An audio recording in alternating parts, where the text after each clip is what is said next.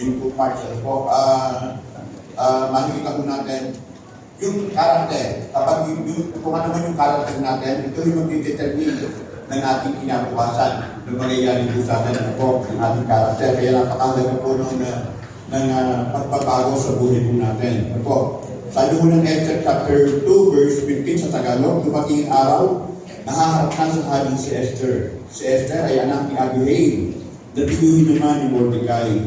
Wala siyang hinihiling maliban sa sinabi sa kanya ni Hegai.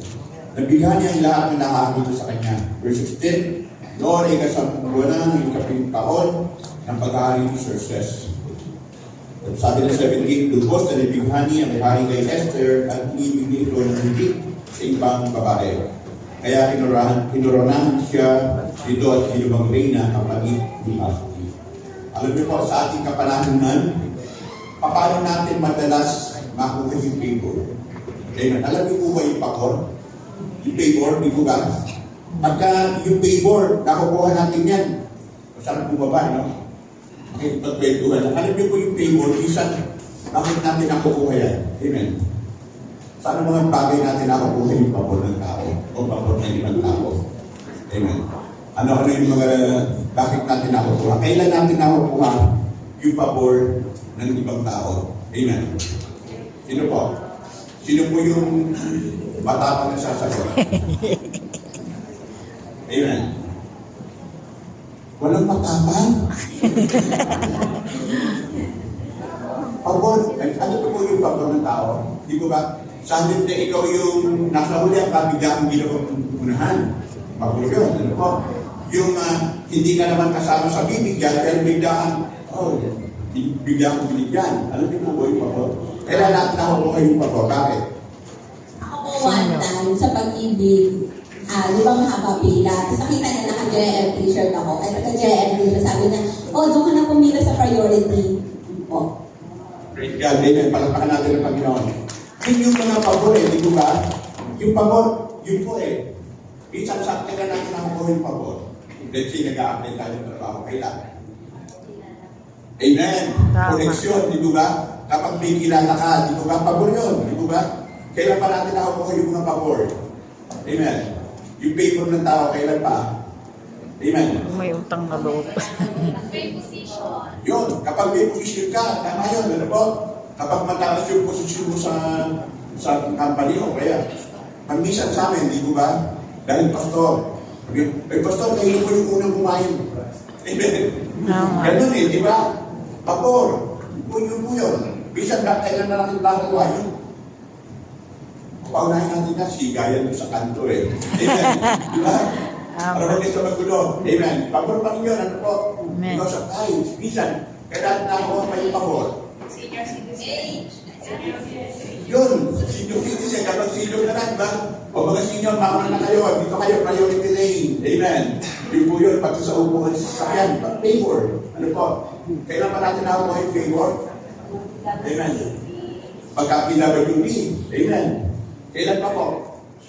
Sa mga kabataan. Sa kabataan, sabi ng mga kabataan, parang lumiyak ka kanya, pati senior ka kapag-PWD. Kapag maganda, favor. Kailan pa natin nakukuha yung favor, mga kabataan. Sa school.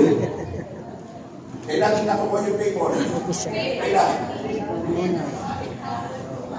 Kapag? Amen. Kapag hapol, kailan pa? Kailan? Yung favorite teacher. Bakit ang favorite na teacher? Talino. Yes.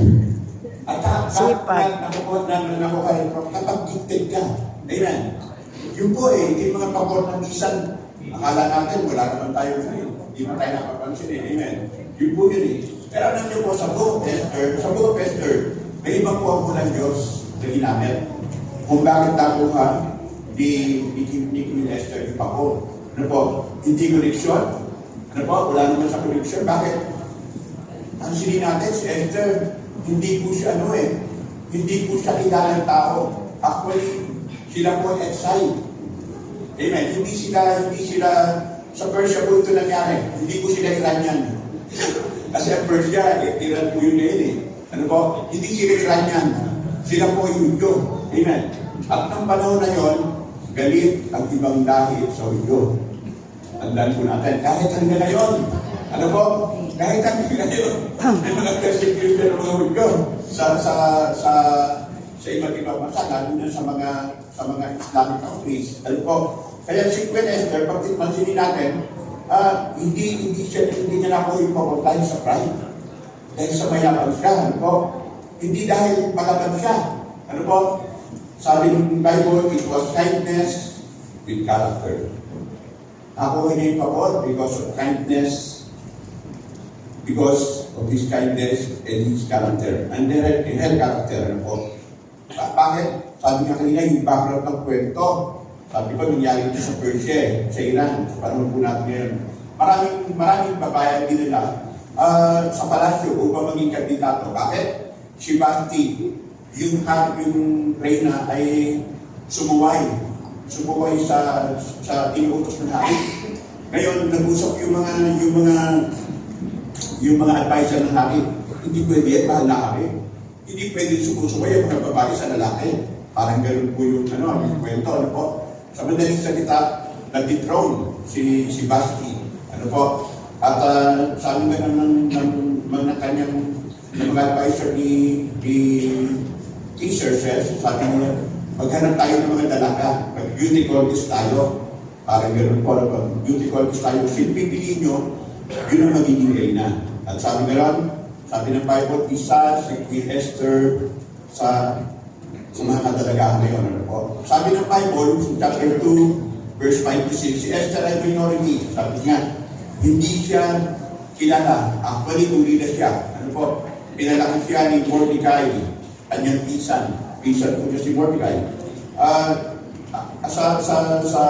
Sinasabi ng Esther chapter 2, verse 5 to 6, si Mordecai ay lahi ni Saul. Ano po? Lahi ni Saul sa angka ng Benjamin. At sabi nga ron, his family has been among those with King Joachim of Judah, had been exiled from Jerusalem to Babylon by King Nebuchadnezzar. Ano po? Ibig sabihin, si Queen Esther ay alipin. Ano po? Alipin sila na dinala doon sa Persia.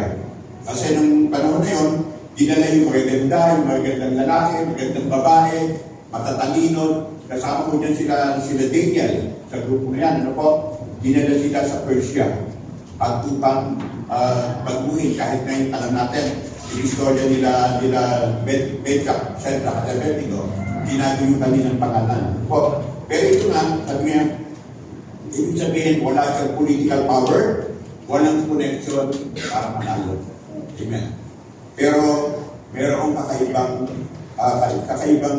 katangian si Esther. Ano po yun? Kindness, obedience, and humility. Amen. Yung po yung katangian yung Esther. Umpisahan po natin kung ano yung connection ng kindness, ano po, upang magkaroon tayo ng posisyon. Number 1, kindness positions you before people. Ano po, sabi ng Esther, chapter 2, verse 9, Haggai was very impressed with Esther and treated her kindly. He quickly ordered a special menu for her and provided her with beauty treatment. Pansinin po natin, ano po, nung nakita pa lang ni Haggai ng Europe, si Esther, ano po, sabi nung nakakita natin, nakukaroon na agad siya ng pabor. Bakit? Masunurin si Esther. Ano po, sabi nga lang, he also assigned her 7 maids, especially chosen from the king's palace, and removed her and her maids into the best place in the harem. Ano po, nakikita po natin, bago pa makaharap si Queen Esther sa harem, pinatanggap na siya pabor sa taong naghahanda sa kanya. Amen. Nakakuha siya ng pabor sa taong naghahanda sa kanya. Ano po, sabi ron, before meeting King Xerxes, Esther was placed in the care of Haggai, a eunuch in charge of the women. Ano po, ano po yung ginawa ni Queen Esther? Bakit nakuha niya yung pabor? Sabi nga ron, Esther showed respectful and teachable spirit. Ano po? Respectful and teachable spirit. Taking only what Haggai advised rather than being demanding or arrogant. Nakikita po natin yung ugali yung ano ni Esther. Ano po? Sabi nga kung ano naman sabihin ni Haggai, Yun lang yung ginagawa niya. No more, no less. Ano po? Kaya siyempre, napakamasulurin niya. Napakahalaga po ng pagiging obedient. Ano po? Kaya nga sabi niyan, sinabi na ng ating text na hindi siya nag-demand ng exclusion treatment. Bisan kasi pagkakaganda eh. Di ba? Gusto ko ganito, gusto ko ganito. Amen. Ang ganyan din eh. Ano po? Tama ba, Sister Ilian? Pagka may ganito, ganun eh. No? Yun po eh. Kaya nga, pansinin natin, sabi nga ng Bible, sumunod lang siya sa advice ni Haggai. Sabi ng verse 15, she accepted the advice of Haggai, the eunuch in charge of the harem. Meaning, sumunod siya sa proseso. Amen. Sumunod na siya sa proseso. At nagpakita siya ng respeto sa mga namamahala, sa tagapamahala. Ano po? Yun po yun. Anong result? The result, she obtained favor from him, leading him to provide her with speech and beauty treatment 7 days in the best place in the harem. Kapag masunurin ka pala, kapag ikaw pala ay mabait, kapag ikaw pala ay obedient, ano po, makakakuha ka ng pamor doon pa lang sa ibaba. Ano po, hindi pa doon sa alis, sa baba pa lang, makakaranas ka na ng pamor. Ano po, kaya nga sabi nga, pansinin po natin, sabi nga lang, kung paano, ito po yung ano nito, ano po, kung paano ka makitubo sa maliit na tao, yun ang magtutusok sa iyo sa malalaking nagkakataon. Amen. Kaya napakahalaga ng respeto kahit sa maliliit na tao. Ano po? Naranasan niyo po ba yun? Minsan, doon pa lang sa mga janitor, sa security guard, di ba? Makakaranas ka na ng pabor. Ano po? Kahit hindi doon sa, kahit hindi ka bagyaman, kahit hindi ko sabihin na kilala ko si ganito, kilala ko sa ganito. Kaya nakakatawa doon sa MMDA, kung nanonood kayo ng mga ng MMDA, di ba? Yung mga ibang nakakuli, ang dami-dami nilang nag-name drops na. Kilala ko si ganito, kilala ko si ganito, dito ako nagtatrabaho. Pero pagkat ng araw na babaliwala, ano po, yung kanilang name dropping, ano po, hindi rin na ako buhay pabor. Kaya nga, napakahalaga po nung pagsunod sa proseso, ano po. Kaya nga, kung paano tayo makikitungo sa mga na tao, yun po yung magpupusisyon sa atin, sa'yo sa malaking pagkakataon. In application po, sa ministry, sumusunod ka ba sa sinasabi ng iyong mga leaders? Mahalaga po yun, ano po, kahit sa organization, mahalaga po yun, pagsunod natin sa mga leaders. Sa bahay natin, ipinamuhay mo ba ang natututunan mo sa ating Panginoong Isus? Ipinapamuhay mo ba yung sinasabi yung nababasa natin sa Bible? Yung narinig natin every Sunday? Amen? Na ipamumuhay ba natin? Nandiyo ko nakinig ako ng teaching ni Pastor Joey last Sunday, nung first Sunday, nung gabi. Nakinig ko ako sa kanya. Ito po yung narinig ko sa kanya. Sabi niya gano'n, sabi sa DLP, ang dapat po nang makakita ng ating kabutihan ay ang ating asawa. Amen. Take note sa mga mag-asawa. Ano po, especially kapag ang asawa nyo ay hindi pa nakakakilala sa Panginoon. Sabi ni Pastor Joey, ang dapat po nang makakita ng ating kabutihan ay ang ating asawa. Amen. Yun po yun eh. Dahil din, sabi niya pa rin po doon, sabi niya doon, ang mga taong gusto kong maliwanag sa aking sermon ay ang aking mga anak. Kasi, nonsense na minsan, sabihin natin sa ibang tao or kahit po si Pastor, ano po, kung ako po ay nagsasabi sa inyo ng kung ano-ano, then hindi ko naman ginagawa sa bahay namin, anong sense nun? Amen. Kung ang aking mga anak naman ay hindi totoo yan. Di ba? Yun po eh. Lalo nagre-depende yung ating mga anak. Kaya nga, ang ganda po ng sinabi ni Pastor Joey, kaya dinalik po dyan, sabi na, ang mga taong gusto kong unang maniwala sa sermon ko ay ang aking mga anak. Amen. Kaya nga, walk your talk. Yun po. Yun po yun. Ang sa trabaho, kailan po natin gusto natin maranasan yung pagod sa trabaho. Sa trabaho, nire-respect po ba natin o masunurin po ba tayo sa ating mga superior? Amen. Tandaan po natin, kindness builds trust. And trust opens door. Amen. Amen. Number 2 po, kindness positions you for access. Alam po natin ang istorya ng pangyayari kay Queen Esther. Kahit si Queen Esther, nung naging reyna na siya, may decree po laban sa mga Hudyo. Ano po, alam natin yun. Pwedeng mamatay si Queen Esther, ilalapit siya sa hari nang hindi pinapatawag. Yun po yung may batas po kasi ang Persia. Ano po? Kaya nga, saan ang ugat yun? Saan ang ugat yung threat sa buhay ni Queen Esther? Sa Esther chapter 3 verse 5, ito po yung pinag-ugutan bakit may death threat ang Mordecai para magbigay galang.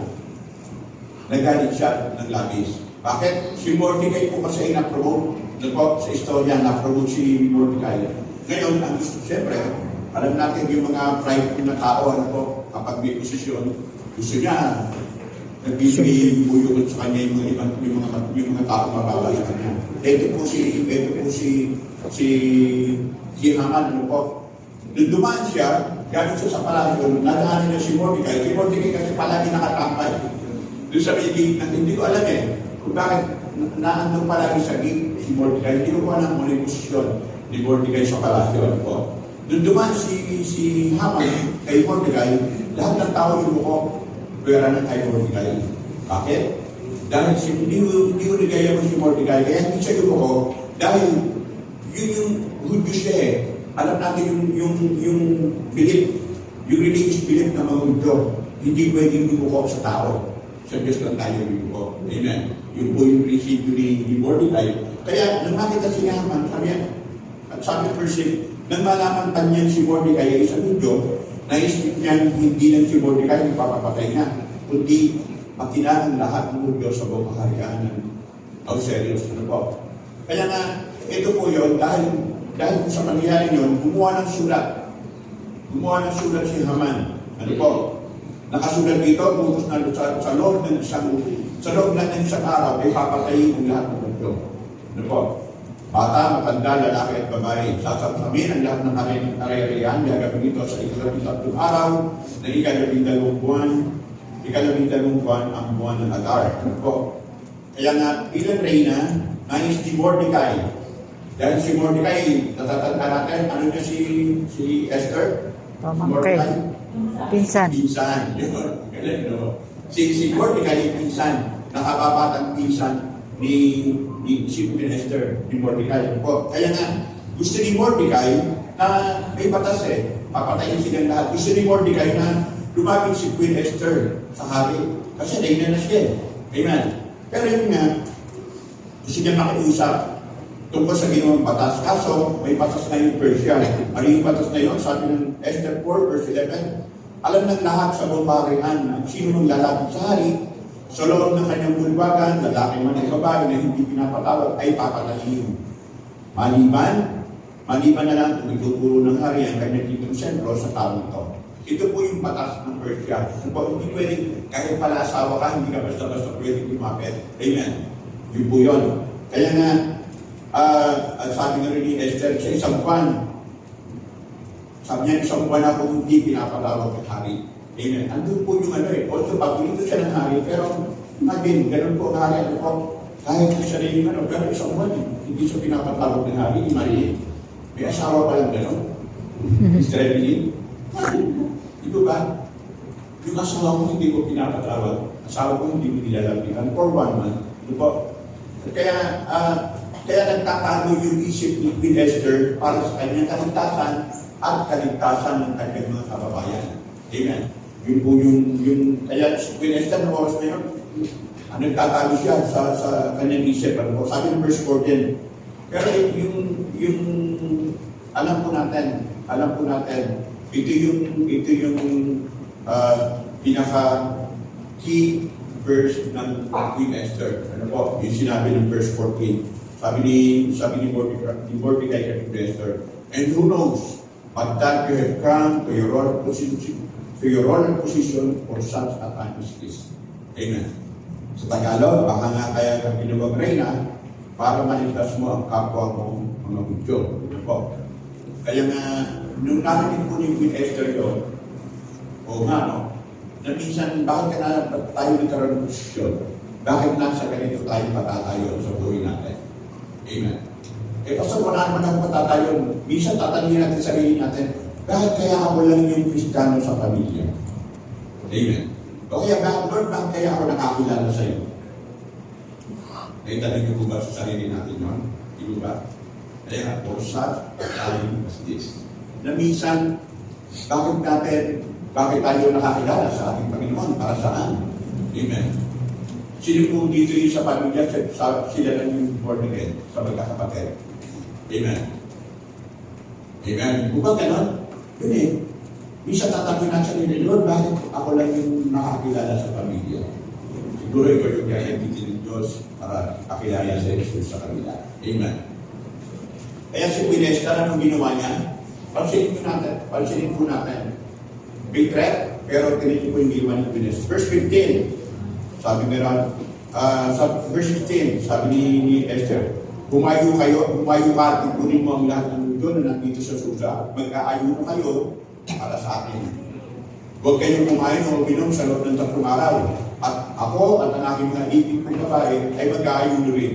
At pagkatapos, pupunta ako sa hari kahit nalabag sa batas. At kung papatayin man ako, handa ako mamatay. Amen. Pansinin po natin yung ginawa ni Queen Esther. Ano unang ginawa niya?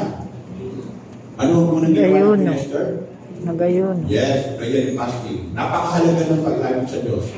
O, may takot tayo, may pangamba tayo, pero may Diyos tayo eh. Amen. Para panahon natin ngayon, may threat ng ekonomiya sa buong mundo. Imagine, ngayon na natin mararanasan mahigit 100 ang presyo ng gas. Amen. Maaaring may mabibilang paraya ng mas mababa. Pero sa ating gano'n, lalagpas pa yun. Magiging 150 pesos. Kaya pansinin nyo, ang lubog ng kalsada na yun. Walang Sada. Minakasalubong po ba kayong grupo ng mga motorcyclists na nagra-ride ngayon? Wala. Masarap po ba ang tawag doon? Di ba pupunta ng Tagaytay, nag-joy ride, di ba? Wala na yung joy. Nakikiride na lang. Kasi bakit? Ang mahal ng gas. Ano po? Kaya nga, ito po yun, nasa panahon na yun. Ano yung kailangan natin gawin? Amen. Napakahalaga ng paglapit sa Diyos. Napakahalaga ng pananalangin. Pansinin natin si Queen Esther, it is between life and death. Pero ang inuna niya, nag-ayuno. Nanalangin. Amen. Yun po eh. Kaya nga, sabi ko na ng verse 5, 1-3, lumipas ang 3 araw. Prayer and fasting. Then, pagkatapos ng kanyang pananalangin, pero tinignan po yung action. Verse 5, 1-3, lumipas ang 3 araw, wala na mag-usap si Esther at Mordecai. Isinuot ni Esther ang kanyang kasultan bilang reyna at tumayo sa bulwagan ng palasyo. Sa tapat ng tirahan ng hari. Nakaupo noon sa trono ng hari, pangarap siya sa pintuan ng palasyo. Ganun po. Ito, kung papansinin natin, napakadelikado po ng ginawa ng Queen Esther. Kapag hindi siya itinuro ng hari, patay siya. Yun po yun. Sabi ng verse 2, nanunod siya, nagkakita si Esther. Why? Nakita niya si Joseph sa buhay ni Queen Esther. Amen. Nanguna ang Diyos sa buhay ni Queen Esther. Nalugod siya, nakakita si Esther at itinuro niya rito ang kanyang itong setro. Lumapit naman si Esther at tinipon ng setro. Verse 3, tinanong ng hari, bakit aking reyna? Sabihin mo ang anong ibig mo. At ibibig ko sa iyo ay ang alhali ng aking kahalian. Amen. Pansinin po natin, paano siya lumapit? Paano siya lumapit? Pansinin natin. Andun na yung pabor eh. Pwede niya nang sabihin, Amen. Pwede siya mag-hysterical ng oras na yun. Pwede niya sabihin, mahal hari, si Haman gusto kami patayin. Amen. Pwede na yun. Amen. Pero pansinin natin yung ginawa ni Esther, paano siya lumapit? Sino man talaba ni Queen Esther ang pagkakataon upang gawin yung pag-hysterical? Pansinin po natin anong ginawa niya. She invited the king to a banquet. Amen. Sabi niya, she honored him, she used wisdom. She used kindness as bridge to influence. Hindi siya nagmadali. Ano po? Kasi yung kung mag-hysterical siya, baka mamaya magkagulo. Amen. Baka biglang patayin agad siya ni Haman. Maraming gano'n. Pero hindi niya ginamit yun. Diplomasya, yung kindness pa rin. Ano po? Kaya nga sabi ng verse part ng chapter 5, 4-6, sabi niya, Esther replied, if it please the king, tinan niyo po papatayin na siya, pero tinan niyo po yung tono ni Esther. If it please the king, let the king and Haman come today to a banquet as I prepared for the king. Imagine, galing kayo sa tao pero pinakain mo pa. Ano special pa? Ano po? Sabi gano'n ng verse 5, the king turned to his attendant and said, tell Haman to come quickly to a banquet as Esther has requested. So the king and Haman went to Esther's banquet. Pansinin natin, ano po, inimbatan ni Esther ng hari si Haman sa isang king. Ano po? Pero sa halip na agad na kumprontahin ni Esther, si Haman sa harap ng hari, Esther used kindness. Po, sabi niya, his patience and kindness allowed her to build trust, ensuring the king was receptive to her request. Pansinin po natin, ano po, kapag kahit galit ka, kapag mahinahon ka, walang chaos hindi nagkakagulo, tama ba? Kaya napakahalaga ng pakikipag-usap ng malamig yung ulo mo. Ano po yun? Kaya nga madalas kong sabihin sa mga tao, pag kami nagpapakounsel sa akin, sabi ko, walang mahirap sa nakakikipag-usap sa isang, walang mahirap na makikipag-usap sa isang mahinahon. Ano po, kapag mahinahon yung pakikipag-usap ko. Pero kapag sinimulan mo itaas yung boses mo, sinimulan mo yung galit, wala, papalitan ka ng galit. Pero yung mahinahon na pakikipag-usap, napakahalaga po noon. Ano po, ito yung ginawa ni Queen Esther. Paano niya magagawa yun? Alam natin yung prinsipyo ng Bible, sinasabi sa atin, out of the abundance of the heart, The mouth speaks. Kaya nga napakahalaga nung si Kristo ay nasa puso natin palagi. Ano po? Kaya nga, yun po Kaya nga, ano yung tinuturo sa atin? Ano yung tinuturo sa atin ng istorya nito? Amen.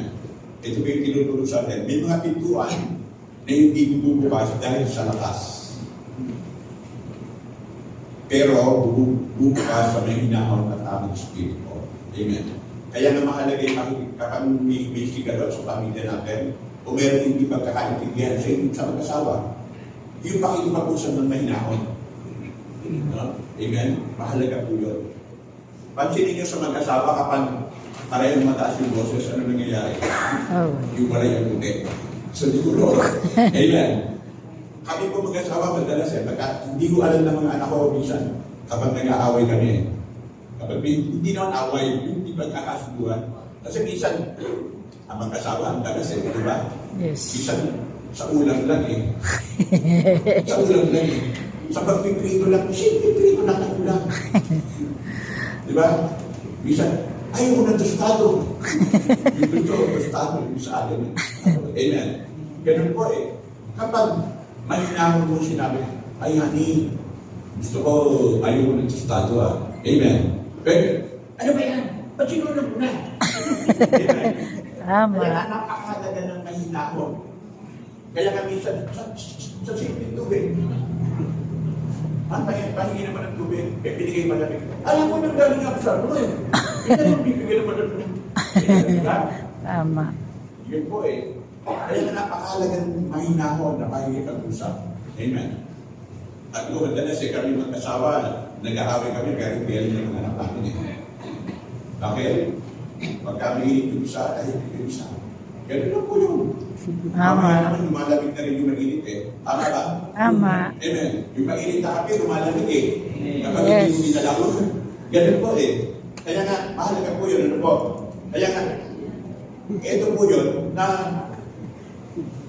minsan, gusto natin minsan instant Instant yung breakthrough. Kahit breakthrough, yung breakthrough natin, pastor, ba't gano'n? Ba't wala pa yung breakthrough?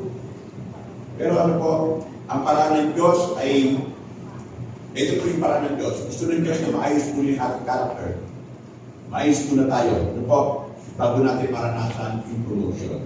Amen. Minsan sa work, di po ba, nagagalit tayo na promote yung tayo yung dapat mapopromote siya niya promote. Magwawala ka ba? Kapag nagwala ka, Wala. Amen, di ba? Amen. Kaya hindi na kulot kasi kailan ugali mo eh. Di ba? Pero yung tahimik ka lang, medyo, ano ka lang, ano po, ay, hindi lang. Sasabihin naman, dapat yun na kulot eh. Di ba? Yun po eh. Number 3 po, kindness positions you for divine timing. Kindness positions you for divine timing. Sabi ng verse 9, ng chapter 5, verse 9, ng araw na yun, masayang-masayang lumawa sa palasyo si Haman. Ngunit, suminunod na naman ang kanyang galing ng makapag siya kay Mordecai na nasa may pintuan papasok sa palasyo. Hindi man lang ito tumayo at nagbigay galing sa kanya. Amen. Tingnan niyo po talaga, no? Ito po yung isa na, ito po si Haman eh. Masyadong prideful, ano po? Sabi ng verse 12, itinunod pa niya. At ako lamang eh, yung yabang ni Haman, sabi ni Haman kay nagdabang si Haman, sabi, ako lamang inaniyaan yung ni Esther na sumama sa hari. Nang maganda siya ng handaan. Tapos sabi niya pa niya, bukas, iniibagan na naman niya ako kasama ang hari. Tingnan niyo po yung bilib sa sarili ni Haman, ano po? Sabi ng verse 13, gayon man, walang halaga sa akin ang lahat ng ito hanggang nakikita ko nakaupo sa pasukan ng palasyo ang hudyong si Mordecai. Andun po yung galit niya, andun po yung pride sa kanyang puso. So, sabi ng verse 14, sinabi sa kanya ng kanyang asawa, si Ceres, at ng kanyang mga kaibigan, bakit hindi ka magpagawa ng bitayan na 22 kalahating metro ang taas sa pintuan ng palasyo? At bukas ng umaga, hilirin mo sa hari ng bitayan si Mordecai. Tingin kasi ni Haman, isang kapag may posisyon ka, binibigyan ka ng importansya ng mga nakakataas. Tingin mo sa sarili mo, ganun ka eh. Amen. Yun po yung ano ng tao eh. Ano po? Yun po yung pride ng tao. Kaya na, yun po. Sabi nga lang, sa gayon, masaya kang makakapunta sa handaan. Nagustuhan ni Haman, kaya nagpagawa siya ng bitayan. Pansinin po ninyo mga kapatid, habang si Haman ay puno ng galit at pride, si Queen Esther, pinili niyang mag-ayuno. Amen.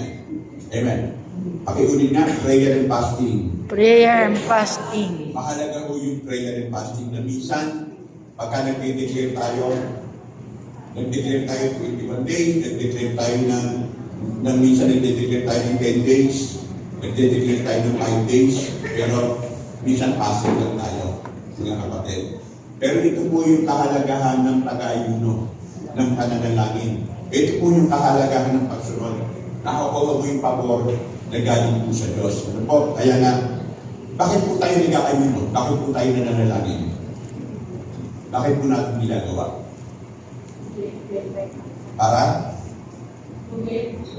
Amen. Kasi bakit kinukuha natin yung favor na galing sa Diyos?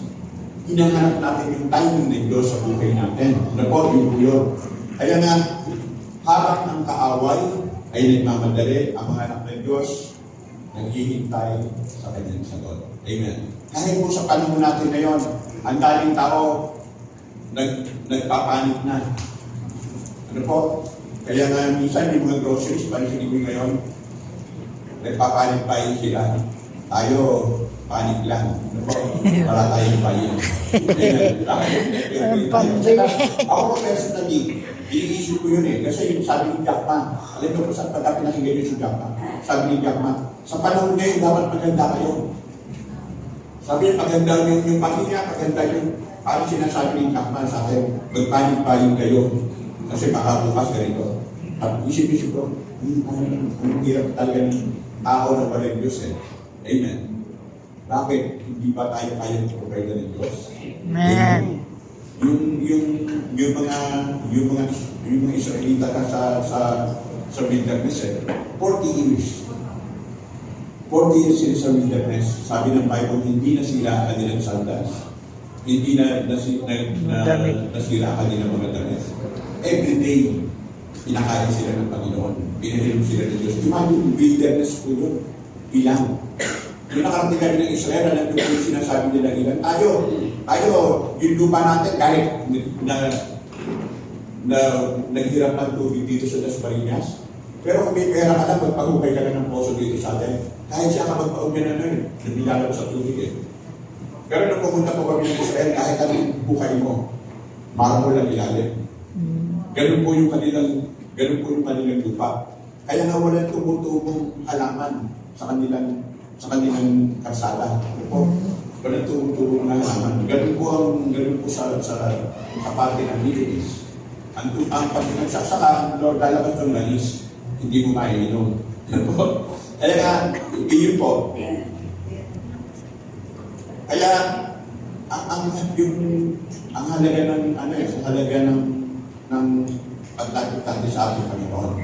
Tayo, kapag nalulungkot tayo, kaya may pangamba tayo, umaabot lang tayo sa ating Diyos. Amen.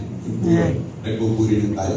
Sabi ng Esther chapter 6, nung galing yun, kininig po ang Diyos hindi makatulong si Haring Xerxes.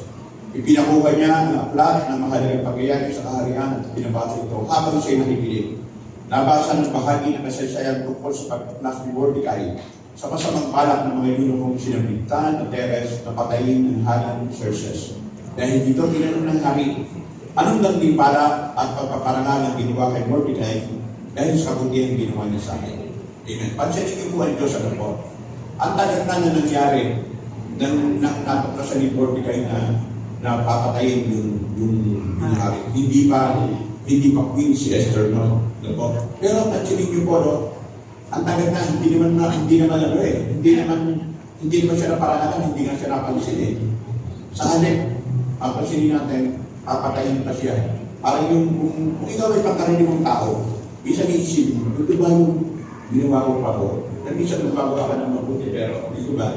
Masama pa rin yung mangyayari sa'yo. Minsan gano'n po tayo Pero yung effectiveness ng prayer and fasting, effectiveness ng pagiging matinahin, po, pansinin po natin, hindi inakala sa buhay ni Mordecai na mangyayari sa kanyang buhay.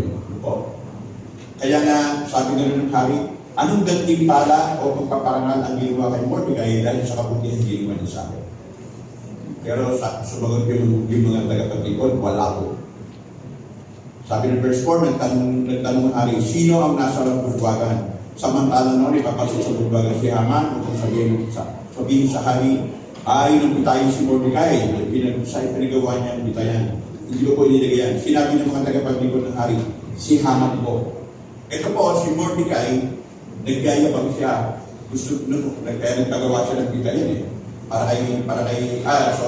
si Haman nagyayabang, nagpagawa siya ng bitayan para kay Mordecai. Pero but still, ito po, kabaliktaran ng nangyari. Sinabi ng hari, palapitin niyo siya rito. Verse 6, lumapit naman si Haman, tinanong sa kanya ng hari, ano ang dapat gawin sa sino mang ibig parangalan ng hari? Ang akala ni Haman, siya ang tinutukoy ng hari, kaya sinabi niya, ganito po, ikukuha niyo ang damit, kayo yung sinuot, at ang kabayo ko yung sinakyan, at kayo koronahan bilang hari. Verse 9, ang damit ay ibigay sa isa sa mga pangunahing pinuno ng kaharian, para isuot sa parangalan, pagkatapos isakay sa kabayo at ilipot sa lungsod, habang isinisigaw ang itong pinagagawa sa taong pinarangalan ng hari. Sabi ng verse 10, sinabi ng hari kay Haman, kung gayon, kunin mo nga aking damit at aking kabayo, lahat ng sinabi mo yung gawin mo kay Mordecai, ang udyong nakaupo sa pintuan ng palasyo. Amen. Tingnan niyo po ang reversal ng Panginoon. Ano po? Sabi ng verse 11, kinuha ni Haman ang damit at ang kabayo ng hari. Pininisan niya si Mordecai, sinakay sa kabayo at inilipot sa lungsod habang sinisigaw niya, ito ang ginagawa sa taong pinaparangalan ng hari. Naalala si Mordecai at na-expose ang plano ni Haman. Makikita po natin, ito po yung kindness, resulta ng kindness. Sabi ng verse ng chapter 7 ng Esther, chapter 3 verse 6, sumagot si Reign Esther, kung inyo pong mamarapatin na hari, nais ko po sanang hilingin na ako at ang kababayan ay iligtas, sapagkat kami po ay pinagpili para patayin at ipuli. Andun na po, ang setting po, andun na sila sa panibagong banquet, panibagong handaan. Ano po? Kaharap na si Haman, andun na po yung hari, at ito po yung hiling ni Queen Esther. Kung kami po ay pinagpili upang maging alipin, magsasawa ng hibulang po ako, at hindi na kayo gagamparay pa. Subalit kami po ay diniligo na. Verse 5, tinanong ng hari, sino may pakana ng mga bagay na to? Sumagot si Esther, ang aming kaaway at taga-usig ang masamang si Haman. Amen. Kita po natin dito na na-expose yung plano ni Haman. Sabi ng verse 9, ng Esther 7, verse 9, pagkatapos sinabi ni Harbona, isa sa mga unicorn ng hari, nagpagawa na po si Haman ng isang bitayan para kay Mordecai na nagdikta sa buhay ninyo, mahal na hari. Ang taas po ng bitayan ay 22 kalahating metro na naroon sa tabi ng kanyang bahay. Doon sa bitani, utos ng hari. Kaya nga, ito po, binitay si Haman sa bitayan ginawa niya para kay Mordecai. Pagkatapos, napawid yung galit ng hari. Ano po? This is a divine reversal. Esther wins the request.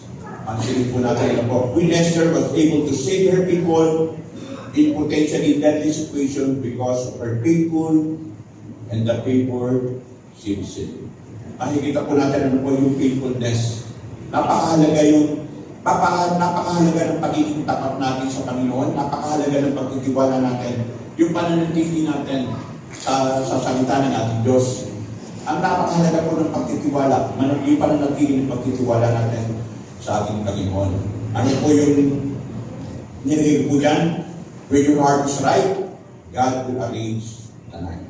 Amen. Ganda po eh. When the heart is right, God will arrange the night. Hindi po kailangan ipilit yung favor. Hindi natin kailangan ipilit. Ang Diyos ang mag-aayos ng mga pangyayari sa buhay natin. Amen. Ano po yung personal reflection? Mga kapatid, paano tayo nagre-react kapag hindi ka napili? Minsan, di ba, nag-expect tayo hindi. Pero paano tayo nagre-react kapag hindi tayo napili? Paano tayo nagsasalita kapag nasasaktan tayo? Paano tayo mag-handle ng nag-discipline? Minsan po, ito yung mga tanong natin sa sarili natin. Ano po? Kaya nga, napakahalaga po nung sabi niyo sa nabasa ko, because your next level is waiting on your next level of kindness. Ano po? Napakahalaga ng pananatiling yung kabaitan sa buhay sa puso natin. Ano po? Tandaan po natin, kindness is not a weakness. It is strength under authority. Amen. Ang ganda po eh. Ano po? Minsan nakala natin kapag mabait yung tao, wala siyang binesa. Amen. Naman yan eh. Pero sa Panginoon, ano po? It is not a weakness, it is strength under control. Amen. Bakit? Yung pabor ng Diyos nararanasan natin. Amen. In application po, speak gently at home. O, sa bahay natin, palagi tayo, tingin natin palaging mahinahon. Hindi naman kapag nagtaas ka, hindi naman yung pagiging mahinahon mo, ibig sabihin, minsan sa mga lalaki, kaya kasi yan eh. Unless desire kasi yan eh, no? Hindi po. Yung pagiging mahinahon mo, pinipili mo, gusto mo yung pamilya mo, maayos lang eh. Amen. Hindi naman kailangan korte apa ka ng tahanan, ikaw yung hari ng bahay eh. Hindi naman pwede yun eh. Pwede ka maging hari ng mahinahon ka. Amen. Yung buyo. Kaya nag-speak yan at home, mga anak. Kung may kailangan tayo sa ating mga magulang, pwede naman natin sabihin ng maayos. Pero the thing is, pray. Mag-pray muna tayo. Amen. Yung po yun. Speak then at home. Forgive quickly. Kung mayroong disagreement o hindi nagkasundo, madali lang po yung sorry. Amen. Yung sorry, the word na sorry, minsan, ang hirap sabihin kasi bakit? Parang ibababa natin yung sarili natin. Pero hindi po. Yung pagsusorry po natin, gusto po natin ang peace. Gusto natin pagkakasundo. Amen. Mas pinili natin yung mahal. Amen. Yung po yun. Then, respond softly. Hindi kailangan magtaas agad ng boses. Isa ka rin eh. Tama. Ano naman? Diba? Kaya na, respond softly. Pagka yung mahinaw yung mga usapan, maganda yung atmosphere sa bahay eh. Subukan yung sumigaw. Yung mga anak nyo, kinakabahan na agad. Amen. Pero yung kahit nag-aaway na nga eh, kapag mahinaw ka eh, araw, bata pa ako eh. Yung mga waray, ano po to? May waray po ba dito? Mga waray, pero po ba? Alam niyo po, nasa Makati kami nakakira. Nag-aaway na. Alam niyo ba, sabi nga rin isa, papatayin kita. Hindi. Wala siya eh. Mga waray. Ilang po ba yun? May hawak kita. Papatayin kita. Ginagano-gano na siya. Ay, maya eh. Pero kami, mga maligid kami mga kabataan. Ando kami sa tabi. Kaya ka napapalog ko eh. Ayun pala eh, tinagpas na. Sabi ko, grabe man. Ano po? Bakit nahinahon? Alam niyo po yun? Kasi kapag yung sumisigaw agad, ay takbuhan rin ba? Takbuhan agad. Pero kami, ando ka lang kami sa tabi. Ay, hindi namin alam, tatapasin pa rin. Amen. And then, honor authority. Ano po? Honor authority.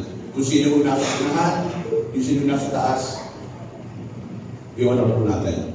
Then, serve without recognition. Amen. Ang Diyos po magpapala sa atin. Ang Diyos po magbibigay. Ako po, may napansin na po ba kayo sa atin? Iba na po yung sound natin. Amen. Ito na po yung sinabi ko ng Sunday. Ito po yung blessing na bininamin po ang Diyos sa ating kalagitnaan. Hindi ko sasabihin ang pangalan niya. Kasi ayaw kong ako, kapag sinabi ko pangalan niya, alam niyo po yun? Yung pagpapala, natanggap niya na. Wala naman ako pwede bibigyan ng pagpapala sa kanya. Pero ang Diyos, siya ang pagpapala sa kanya. Sa kanyang pamilya. Amen. Ito po yung resulta ng pananalangin. Kaya sabi ko, tulungan niyo ako mag-pray. Sabi ko sa mga workers. Ang susunod, ito po yung susunod. Kaya ito mapagdan. Then yung mixer po natin, digital mixer. Then ang susunod po, yung ating pong keyboard, yung ating pong gitara. Magsayari po yan. Magtulungan po tayo sa pananalangin. Alam niyo po, gagamit po ang Diyos silently. Ako po, hindi ko sinasabi kung sino man yung nag-akala o hindi ko ng Diyos. Kasi bakit? Gusto ko ang Lord. Kapag ang Lord ang nag-bless sa atin, 100-fold sobra-sobra ang ibibigay ng Panginoon sa buhay natin. Kapag ang tao, yung malakang ng tao, yung naghangan ng tao, hindi mo na siya lupa eh. Pero yung blessing ng Panginoon ang bibigay sa langit. Amen. Amen. Ito, parang serve without recognition. Serve without recognition. Watch how doors begins to open. Yun po yun. Ano po? At kaya ginawa po natin yun, mararanasan po natin ang pagpapala ng Panginoon. Yung nangyari po ang akala ng tao, yung nangyari kay Queen Esther, akala nila beauty contest lang, yung book Esther. Pagka binabasa na, yung book of Esther, beauty contest lang yan. Yun po yung akala nila. Hindi nila alam, ginamit ng Diyos ang book of Esther, ang beauty contest na yun, kung mag-ikusisyon yung kanyang mga anak. Amen. Ang sinig po natin, di po ba? Dahil doon sa beauty contest na yun, nanalis po ni Esther, si Mordecai, yung mga Hudyo, nagkaroon ng pabor sa ating Panginoon. Diba? Minsan, mga kapatid, yung iniisip natin waiting season, training season pala yun. Training Lord pala ng Diyos para sa atin. Pinahilingi tayo, bakit gano'n? Ba't kailan? Amen. Tandaan po natin, training ground yun ng Diyos sa bawat isa sa atin. Ito, tandaan po natin, ang kabutihan mo ngayon, ang siyang maaari mong dala sa iyo, magdala sa trono mo sa araw ng bukas. Maganda po na po, ang kabutihan mo ngayon, ang siyang maaari mong dala sa trono mo bukas. Amen. Tumayo po tayo lahat. Sa gamit, ano po yun? O minsan, nahihirapan tayo magkakundok. Minsan yun po kapag akala natin, kapag pasahin yung ego natin. Yun po yun. Yun po. O baka naman sa kalagitnaan tayo natin, may nasaktan ka pang ibang tao. O may nasaktan ka na pang ibang tao. Maaaring may bitbit pa tayong pride. Magpahanggang ngayon.